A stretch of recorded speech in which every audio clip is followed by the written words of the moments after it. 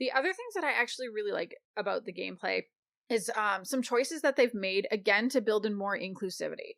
And the first thing, there are kind of three things there. The first is that they actually have a content warning.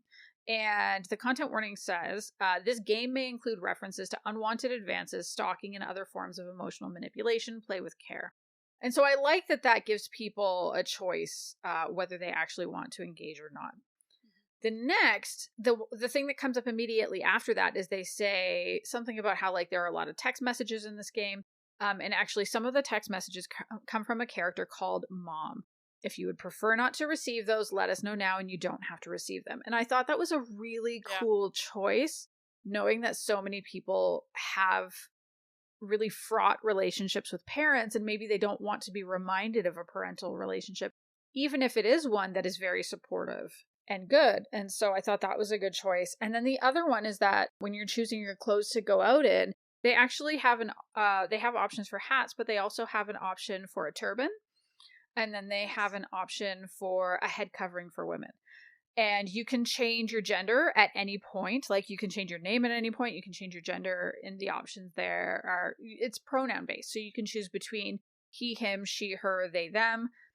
You never get locked into any of it. You can change your hairstyle at any point. You can change your eye shape at any point. Like, I thought it was a really cool, and as I've been playing, I do shift the gender here and there just because to see, and it's really cool to see how all the characters just kind of roll with those choices. And so I've had a lot of fun with that. But then I thought maybe you and I could talk about some of the controversy that has come up about this game. Because I know you haven't played, but I feel... When I played video games, it's like you played to get to the end. There was no, I'm going to change into, a suit and tie, and I'm going to drink a martini with this dagger. I mean, it was just like, I'm fighting, I'm getting to the end, and that's it. So this sounds a lot more engaging, more time consuming maybe, but on a pleasurable level. It is. But the thing that I find a little sad, and I kind of understand it to a certain extent, but there's been a lot of controversy around that content warning. Because there is stalking in the game, for sure. There's a character called Eric who is a total creep. And yeah, he owns a weapon store and he believes that forged weapons are better than these weapon-human hybrids. And the way he talks about that comes across pretty similar to racist people and how they talk about... Oh, so Eric lives down the street from me. He might. Right. Yeah. But there has been a lot of backlash and people saying, first of all, that the content warning was not adequate. Which, to be honest, I was shocked that there was a content warning at all. I've never come across a content warning like that. I've only seen the ESRB ratings, which tend to say it contains things like either gore or nudity or swearing or whatever. So again, I was pleasantly surprised, but okay, I mean, a content warning I think is easy enough to beef up because you're just changing language. And Kit Fox has said that they're going to update the warning to make it more clear. The one that I found especially appalling is that there were calls for them to remove that content entirely. That's ridiculous. I mean, right? I understand that people want to protect, especially if children or teens are playing this. But I mean, how is that any different than Grand Theft Auto that came out 20 years ago or whenever? And the things you can do there, you can kill people, rape people, you can burn things and run over people. It's just... I mean, how is that? And this is so much gentler than all of that. And honestly, if you took him out of the game, he is the villain. How? What? Yeah. And there were even people that were harassing the guy who did the voice acting for the villain, which is so sad. And so I just wonder, it sparked a conversation, and this is where I'd love to get a take from you, about why is it that indie creators or smaller studios, and this is true in other spaces as well, right? TV, film, writing. Why is it that creators with less power that are catering to queer audiences get held to a higher standard than mainstream creators? Do you have any thoughts on that? I think it's a form of bullying.